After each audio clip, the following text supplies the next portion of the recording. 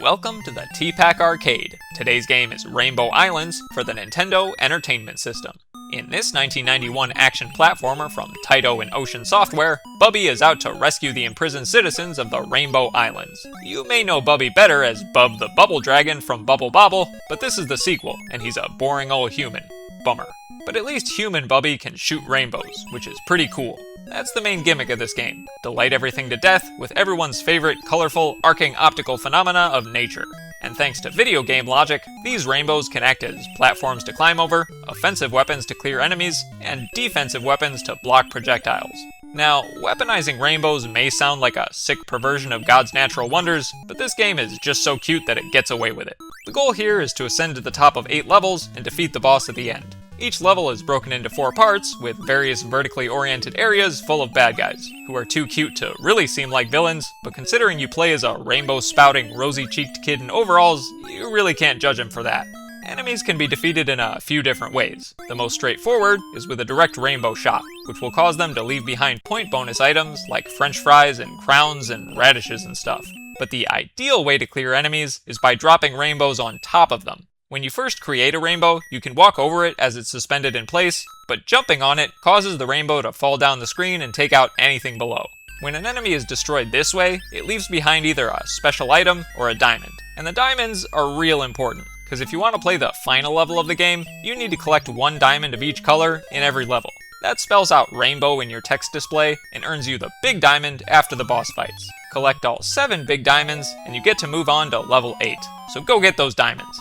And those bonus items. These range from 1-ups to power-ups to special attacks, like running shoes to help you move faster, pots that let you shoot double rainbows all the way across the sky, stars that burst out to destroy surrounding enemies, and magic wands that let you do the same every time you jump, a potion that populates spinning barriers around Bubby, crystals that either summon lightning strikes or just straight up clear all the enemies on screen, a ring that rains colorful stars, and a fairy that flies around you to smack all the bad guys away. All these power-ups are helpful because they make clearing the screens faster, especially considering if you take too long to finish a stage, it'll fill up with water and drown you. Harsh. After each boss fight, Bubby can either talk to a Rainbow Islander for information, or open a treasure chest for an extra bonus item. But talking is actually the better option most of the time. For example, the robot tells you to collect crystal balls in the following levels, or else the bosses won't appear. Good to know. Thanks, Robo Buddy.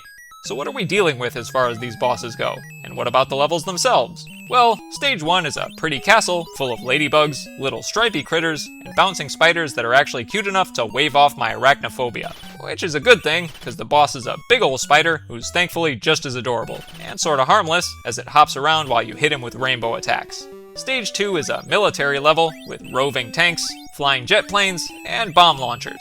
The boss here is an attack chopper, aptly named Choppy. He's kinda tricky though, because he drops missiles and moves up and down to hover level with Bubby. Stage 3 is the spooky level, with wandering Frankenstein's monsters, fireball-throwing vampires, lightning-throwing vampires, skull-lobbing cyclopses, annoying bats patrolling annoying flame barriers, cute little ghosts, and fire-spitting mounted bullheads.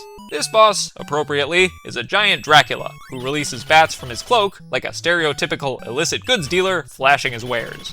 Next is the Stage 4 factory, full of deadly nuts and bolts and rocket-fisted robots. Oh, and spikes. Lots and lots of spikes. Gotta get real good at maneuvering around with your rainbow platforms here. The boss is Robbie the Robot. Extra points for alliteration there. And he's my favorite, because robots are cool.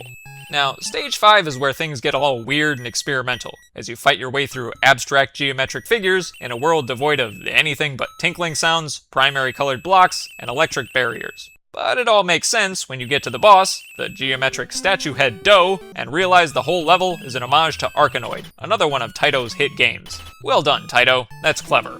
Stage 6 throws you back to mythology, in a world of classic Japanese architecture and yokai monsters, including jumping parasol creatures, will-o'-the-wisps, and unfortunately, those creepy, extending snake neck ladies. Not even the adorable graphics can save this from being unsettling, until you get to the boss, that is, a whimsical, card-throwing Japanese warrior named Cindy. Not a very Japanese-sounding name, but maybe that's just the game localization's fault.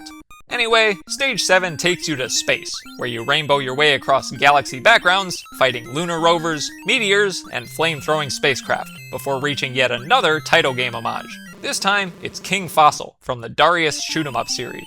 Gotta love a good mecha fish, right? Now, if you've managed to get all 7 big diamonds by this point, you're treated to the final stage, and the most relevant nod to another Taito game, because level 8 is full-on classic Bubble Bobble. The striped platforms, the cloaked ghosties, the square chompy bots, the springy guys, even the final boss, an armored bubble dragon whose second form becomes that whale skeleton thing who chases you down when you run out the clock in the original game. Good stuff. In spite of all these references throughout Rainbow Islands, I'd argue that the game still has its own unique aesthetic charm, especially since all the worlds and enemies feel cohesive, if only by merit of the common layer of rainbow webs visually gluing them together. And the same effect applies with the main Rainbow Islands theme that runs through most of the levels, barring a few special tracks. I love the sound cues too, especially when you pick up bonus items and when you collect the final diamond to spell out rainbow, as it's accompanied by a silly but satisfying graphic of the word nice. There are some audio-visual weaknesses here, namely the flatness and flicker of the sprites, and the occasional ear-piercing chiptune glitches, but I can forgive it all because the whole thing is just such a charming package to begin with.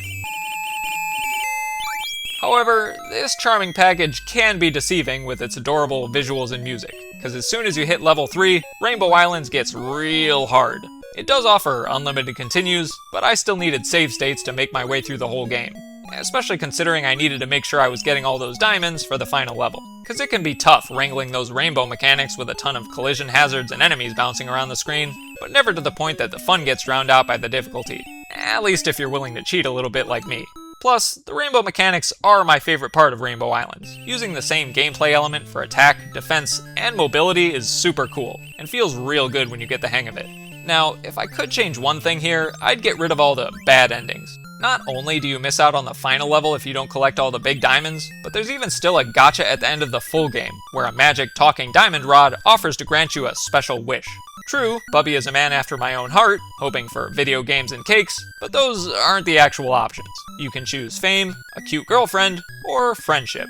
Granted, the right answer here is pretty obvious. Wishing for friendship frees the Rainbow Islanders and rolls the credits, but wishing for fame or a cute girlfriend gives you a game over. Your wish is still granted, but you basically lose anyway. Not cool, talking diamond rod.